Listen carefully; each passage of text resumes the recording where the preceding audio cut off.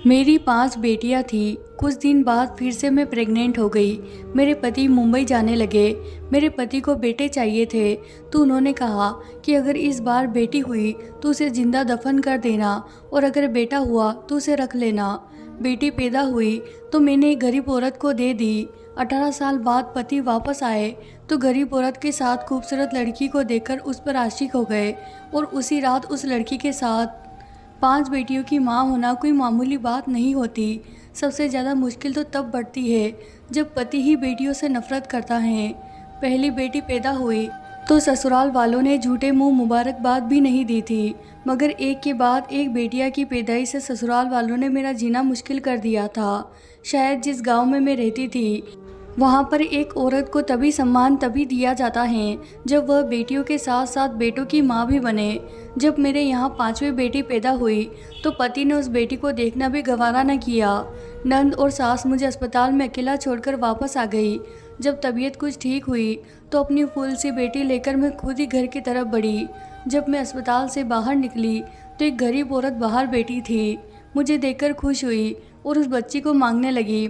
मैंने बच्ची को दिया तो कहने लगी, परेशान मत हो, एक दिन तुम्हारा पति तुम्हें ज़रूर अपनाएगा। मैं थोड़ा सा मुस्कुराई। घर आते ही मुझ पर मुसीबत टूट पड़ी थी। पति ने मेरा स्वागत थप्पड़ मारकर किया था। सास ने मुझसे मेरी बेटी को लेकर बिस्तर पर पटकने के अंदाज में रखा और कामों को मेरे हाथ में पकड़ा दिया। मेरी देवरानी तो 3 बेटों की माँ थी। बात बात पर बेटों की माँ होने का रोब जमाया करती।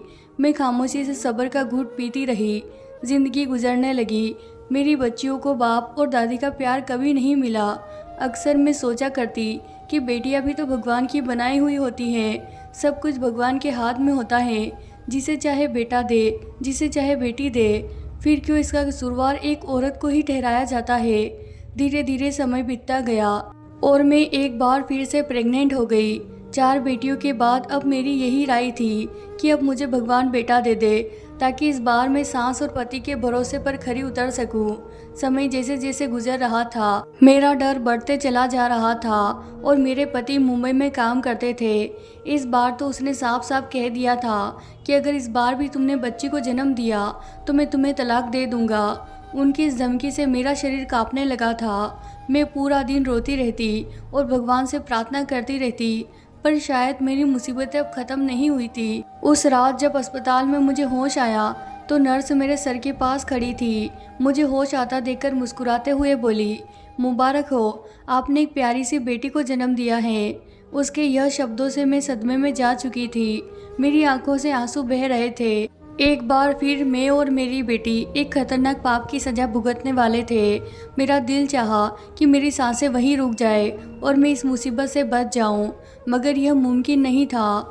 वह नन्ही गुड़िया रो रही थी। मैं उसे सीने से लगाकर रो रही थी। काश वह किसी और के यहाँ जन्म लेती।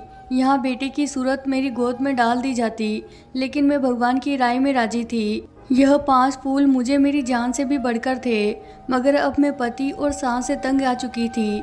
अस्पताल के बाहर बेटी औरत मेरी हालत देखकर इस बार उसने बच्ची को नहीं मांगा था, बल्कि दुआ देते हुए बोली, भगवान से कभी उम्मीद मत छोड़ना, बहुत जल्द तुम्हारे दिन फिर जाएंगे। मैं दिल ही दिल में दर्द की सांस खींचती हुई सर को हिलाई।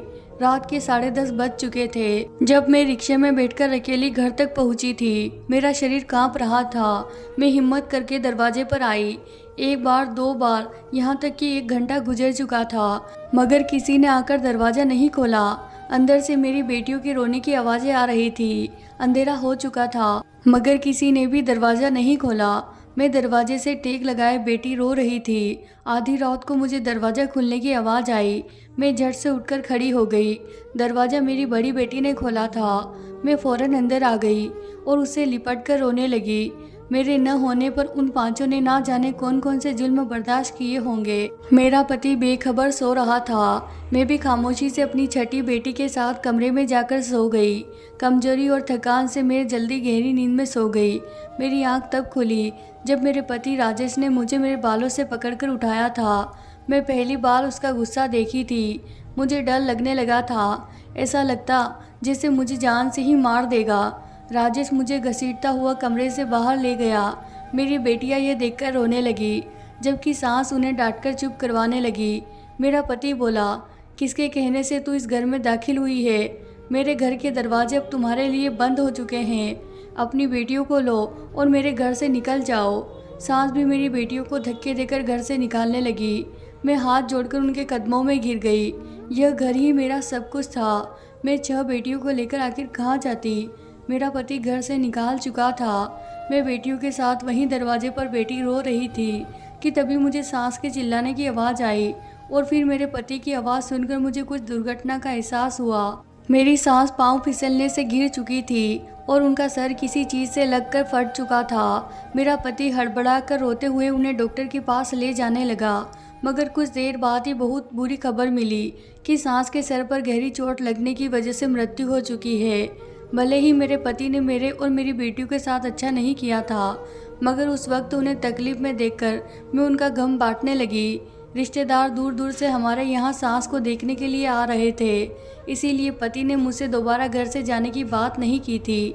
वक्त गुजरता गया और राजेश का व्यवहार पहले से कुछ बेहतर होता। 3 माह हो चुके हैं और अब मुझे वापस मुंबई भी जाना है। मैं मुंबई जाने से पहले दूसरी शादी करना चाहता हूँ, क्योंकि तुम तो बेटियाँ पैदा करने की मशीन बनी बेटी हो। यही ख्वाहिश मेरी माँ भी दिल में समाये दुनिया से चली गई। पति का यह शब्द मेरा खून खोल गया था। पहले ही मुसीबतें कम थी क्या, जो अब मेरे सर पर सौतन भी लाना चाहते थे। मैं उन्हें समझाने लगी, मगर वह उल्टा सोच रखने वाले इंसान मेरी बात कहाँ सुनते। उस रात मैं बहुत रोई। मुझे मेरी ज़िंदगी एक बोझ लगने लगी थी। मेरा दिल चाहा कि मैं खुद को इस दुनिया से आज़ाद कर दूँ, मगर जब ख्याल अपनी बेटियों का आता तो फिर इस इरादे को भुला देती। सुबह हुई तो मेरा शरीर बुखार से तड़प रहा था। पहले तो पति ने ध्यान नहीं दिया, मगर जब मेरी तबीयत ज़्यादा बिगड़ने लगी तो मुझे डॉक्टर के पास ले गया। मुझे हैरानी तब हुई जब डॉक्टर ने कहा कि आप माँ बनने वाली हैं। उसके यह शब्द मुझे कोई खुशी नहीं दे रही थी, बल्कि उल्टा मेरी मुसीबतें बढ़ा रहे थे। मेरे पति को आज रात वापस मुंबई जाना था। जब उसने यह खबर सुनी तो खामोशी से मुझे घर ले आया। घर लाकर तेज आवाज़ से कहने लगा, अगर इस बार तुमने बेटा को जन्म दिया तो ठीक, वरना अगर बेटी हुई तो मार देना या फिर जिंदा दफन कर देना, मगर इस घर में मत लाना। अगर मेरी बात के खिलाफ हुई तो तुम्हारी 6 बेटियों को ऐसी जगह भिजवा दूंगा जहां से तुम दोबारा कभी उनसे मिल नहीं पाओगी। पति की शर्त सुनकर मैं दंग रह गई। राजेश मुंबई चला गया था और मैं इसका शिकार हो चुकी थी। जैसे जैसे वक्त करीब आ रहा था, मेरा दिल धड़कता जा रहा था। मैं हर समय यही प्रार्थना करती कि इस बार मुझे बेटा मिल जाए। मेरे घर में एक और बेटी आने का मतलब था बाकी की 6 बेटियों से भी हाथ धो बैठना। मैं नन्ही सी जान को किसी भी तरह मौत की घाट नहीं उतार सकती थी। समय पूरा हुआ और मैं भगवान से प्रार्थना करती अस्पताल में चली आई। मुझे इस बार बेटा ही चाहिए था, मगर शायद भगवान को कुछ और ही मंजूर था। एक बार फिर मैंने बेटी को जन्म दिया था। पति का बार बार आता फ़ोन में काट दे रही थी। उसे क्या बताती कि आप 7वीं बेटी के बाप बन चुके हो। मेरे लिए यह बिल्कुल भी आसान नहीं था, मगर अपने दिल पर पत्थर रखकर फैसला कर चुकी थी। मैं इस बेटी को अपने साथ नहीं लेकर जाऊंगी। मैं इस मासूम बच्ची को मारने का सोच भी नहीं सकती थी और ना ही उसे जिंदा दफन कर सकती थी। मुझे कोई बीच का रास्ता निकालना था और यह काम शायद मेरे लिए दुनिया का सबसे मुश्किल काम था। मैं अस्पताल से बाहर निकली। सामने वही गरीब औरत बैठी थी। न जाने उस वक्त मैंने दिमाग में क्या सोचा। मैंने उस गरीब औरत को अपने साथ ले लिया और अस्पताल से हटकर दूसरी जगह पर चली आई। वह औरत हैरान थी, मगर जो बात मैंने उससे कहा उसे सुनकर वह एकटक मुझे देखने लगी। कुछ देर खामोश रहने के बाद उसने हाँ में सर हिलाया और मेरी बेटी को मेरी गोद से उठा लिया। मेरा दिल उस वक्त 2 टुकड़ों में बंट गया था। एक माँ के लिए अपने बच्चों को खुद से जुदा करना बिल्कुल आसान नहीं होता। मैं दिल पर पत्थर रखकर घर की तरफ वापस आ गई। घर पहुँचते ही राजेश का फ़ोन आया। शायद वह मेरे जवाब का इंतज़ार कर रहा था। मैंने डरते हुए उसे बताया कि मैंने एक बेटी को जन्म दिया है। राजेश उसके जवाब में कुछ ना बोला और कुछ देर बाद वह कॉल काट चुका था। वक्त गुजरता गया और राजेश को गए हुए 3 साल बीत गए। इस दौरान वह एक बार भी वापस श्रीनगर नहीं आए थे और ना ही मुझसे कभी बात करने की कोशिश की थी। वह हर महीने पैसे ज़रूर भिजवा दिया करते, जिससे मेरा और मेरी बच्चियों का गुजारा हो जाया करता था। मुझे दोबारा वह गरीब औरत कहीं नज़र ना आई थी और मेरी 6 बेटियां मेरे पास मौजूद थी, मगर मुझे रह रह कर उस बच्ची की याद सताती रहती थी, जिसे मैंने 3 साल पहले एक गरीब औरत को दे दिया था। अब तो लोग तरह तरह की बातें करने लगे थे। कुछ का कहना था कि राजेश मुंबई में किसी दूसरी लड़की से शादी कर ली है। मेरे सभी रिश्तेदार बातें बना रहे थे कि राजेश की दूसरी पत्नी से बेटा पैदा हुआ है। इन लोगों की बातों ने मुझे परेशान कर दिया था। मैं जब भी अपने पति को कॉल करती, वह मेरा फ़ोन नहीं उठाते थे। अब तो उन्होंने पैसे भेजना भी बंद कर दिया था। अब भीख मांगने की नौबत आ चुकी थी। जब घर में पूरे खाने पीने की चीज़ें ख़त्म हो गई थी, तो मैंने खुद काम करने का फ़ैसला किया। जहाँ भी काम मांगने जाती तो लोग मेरा मजाक उड़ाते कि पति मुंबई में लाखों कमा रहा है और पत्नी घरों में नौकरी ढूंढ रही है। पति का इंतज़ार करते करते 18 साल बीत गए। मैंने अपनी 3 बेटियों की शादी भी कर दी थी। 18 सालों में मैंने झाड़ू पोछा करके अपनी बच्चियों को पाल पोस कर बड़ा किया था, जबकि पति ने इस दौरान एक बार भी पलटकर नहीं देखा था। सोमवार का दिन था, जब मैं भगवान की पूजा कर रही थी। अचानक दरवाजे पर दस्तक हुई। जब मैंने दरवाज़ा खोला तो एक पल के लिए मैं सदमे में चली गई। मेरा पति राजेश 18 साल बाद मेरे सामने खड़ा था। मुझे देखकर हल्का सा मुस्कुराया और अंदर आ गया। उसने घर आते ही मुझसे बिना कुछ बात किए सिर्फ इतना कहा, अब हमेशा हमेशा के लिए वापस आ चुका हूँ और अब सारा कारोबार यही करेगा।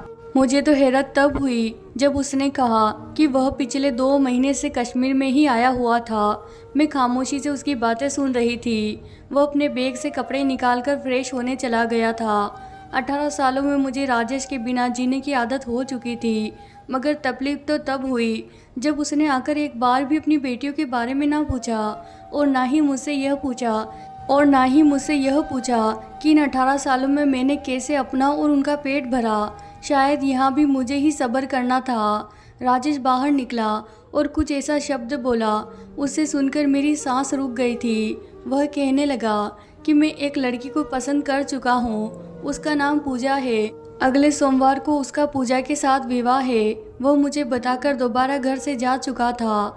मैं उसे जाता देखकर रह गई।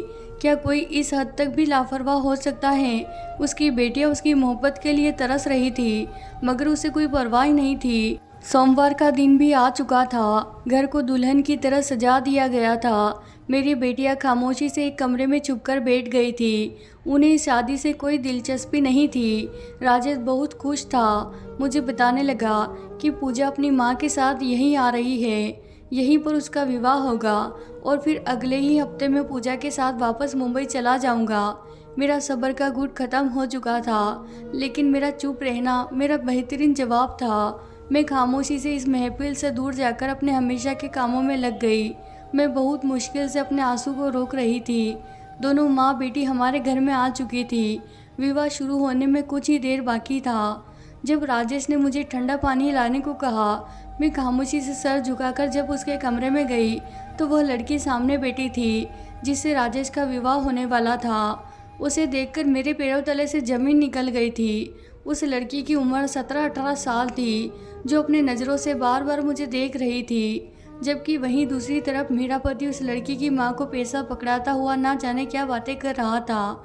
पैसों की भीड़ में आज एक औरत को मासूम लड़की का चेहरा नहीं दिख रहा था। तभी राजेश की कॉल आई और वह खामोशी से कमरे से निकल गया। मैंने जब उस लड़की की माँ को देखा तो मुझे लगा कि मैंने इन्हें पहले भी कहीं देख चुकी हूँ, मगर कहाँ, यह याद नहीं आ रहा था। वह औरत भी बार बार मुझे ही घूर रही थी। मैं जल्दी से कमरे से निकल आई और अपने दिमाग पर जोर देने लगी। पंडित आ चुके थे। तभी मेरे दिमाग में ख्याल आया और मेरे होश उड़ गए। यह कैसी मुसीबतें टूटने वाली थी। मेरा शरीर सुन्न होने लगा था। तब मैं बाहर निकली और जाकर पूजा की माँ को पकड़कर अपने सामने किया और मैं उसे देखकर बोली कि तुम वही औरत हो ना जिसे मैंने अपनी बेटी को दी थी। मेरी बात सुनकर वह हक्की बक्की रह गई थी और बोली, हाँ मैं वही हूँ, मगर तुम कौन हो? राजेश सवालिया नज़रों से हमें देख रहा था। मैं गुस्से से बोली कि मैं वही औरत हूँ जिसने 18 साल पहले अपने इसी पति के डर से अपनी बेटी को तुम्हारे हवाले किया था। यह खबर किसी पाप की तरह घिरी थी। राजेश घबराया हुआ था। वह औरत सीने पर हाथ रखकर जमीन पर बैठ चुकी थी, जबकि पूजा हैरत से मुझे देखने लगी थी। जब राजेश होश में लौटा तो उस औरत से सवाल करने लगा। वह औरत अब मालदार हो चुकी थी, लेकिन मेरी बात को सच मान गई। पूजा मेरी और राजेश की बेटी है। अगर एक पल की भी देर हो जाती तो ना जाने कौन सी मुसीबत टूट पड़ती। राजेश अपना बाल पकड़ता जमीन पर गिर चुका था और होश आते ही घर से बाहर निकल गया था। उसको अपनी बेटियों से नफरत थी, मगर जो पाप करने जा रहा था वह बहुत बड़ा था। पूजा जमीन पर बैठी रो रही थी और मैं बेबसी से उसे रोता देखकर उसे सीने से लगाकर रोने लगी। राजेश को घर से गए काफ़ी देर हो चुकी थी। 2 दिन गुजर चुके थे और फिर दरवाजे पर एम्बुलेंस आई, जिससे राजेश को उतारकर घर लाया गया। उसका 2 दिन पहले एक्सीडेंट हुआ था। उसकी एक टांग टूट चुकी थी। उसकी जुबान दांत से आकर कट चुकी थी। वह बोल नहीं सकता था। जैसा भी था, मेरी बच्चियों का बाप था। बेटियां कहाँ बाप को तकलीफ में देख सकती हैं। जब जब मेरी सब बेटियां राजेश की सेवा करती, वह नज़र झुकाकर रोने लगता। पूजा से उसने दोबारा कभी नज़र नहीं मिलाई थी और ना ही पूजा कभी राजेश के सामने जाना चाहती थी। कुछ दिनों के बाद राजेश ने अपना सारा धन अपनी 7 बेटियों के नाम कर दिया और अपने बेटियों से माफ़ी मांगी और अब सब खुश रहते हैं। तो प्यारे दोस्तों, ये थी हमारी आज की कहानी। अगर आपको हमारी कहानी पसंद आई है तो इसे लाइक ज़रूर कीजिए। साथ ही आप इस चैनल पर नए हैं तो इसे सब्सक्राइब करना बिल्कुल ना भूलें। धन्यवाद दोस्तों।